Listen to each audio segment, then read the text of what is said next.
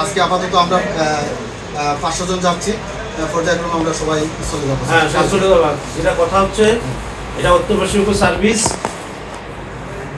যেটা করতেছো সেটা কোনোভাবে ঠিক না।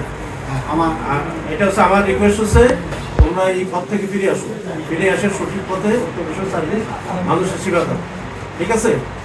আর যদি সঠিক কোনো বিষয় থাকে দিলে এখানে নিয়ে যাবো, ঠিক আছে? আপনি যেটা বলছেন, আমি যেটা বলছি তোমাদের সবার জন্য এটা অত্যাবশ্যক সার্ভিস, এটা কোনোভাবেই কাম্য নয়, কোনোভাবে মানে ই করা না। এটা নিয়ে যার যার দায়িত্বে আমি আশা করি যে তোমরা ঠিক পথে চলে আসবা, ফিরে আসবা এবং মানুষের সেবা যেই কাজে জড়িত আছে সেই কাজে সেই সার্ভিস দিবা। এটা হচ্ছে আমার আহ্বান। এইগুলো ত্যাগ করে সঠিক পথে থাকো। আমরা একটু বলি স্যার, আমার এখতিয়ারের বাইরে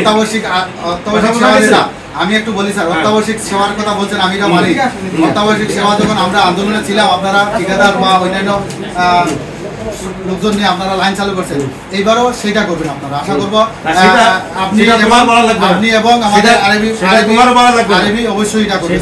এই জন্য আমরা কি ব্যবস্থা নিবে সেটা আমরা ওই যে মোবাইলগুলো আমার কাছে কোনো কিছুই না, এটা কোনি বাইরে দিয়ে যাবেন। আপনি যতই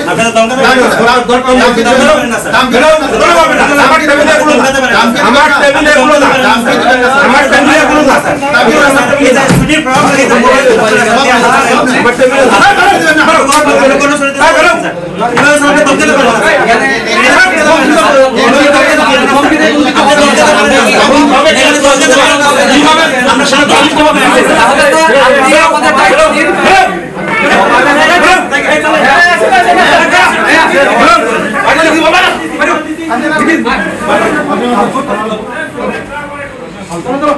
সবার প্রতি বিনীত অনুরোধ, যেহেতু আপনারা সবাই আমরা চলে যাচ্ছি, সুতরাং লাইনের মধ্যে যে কোনো সময় বিঘ্নিত ঘটবে, সেই বিঘ্নিত ঘটার কারণে যদি গ্রাহকরা যদি উত্তেজিত হয়ে যদি অফিসে অ্যাটাক করে, আপনাদেরকে যদি আক্রমণ করে, সেই দায় ভাই কেউ নিবে না।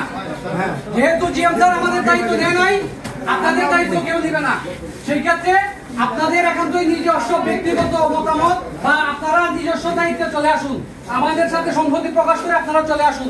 গ্রাহক যদি কোনো ধরনের অ্যাটাক করে, সেই অ্যাটাকের প্রতিহত করার জন্য এখানে কেউ থাকবে না। কোন লাইনম্যান যেহেতু নাই, লাইনের মধ্যে কোনো সমস্যা হলে গ্রাহক অবশ্যই অফিসে এসে অ্যাটাক করতে পারে। কাজেই আপনাদের ব্যক্তিগত দায়িত্ব জিএম স্যার নেয় নাই বা নিব না। আমরাও চলে যাচ্ছি, আপনারাও চলে আসুন।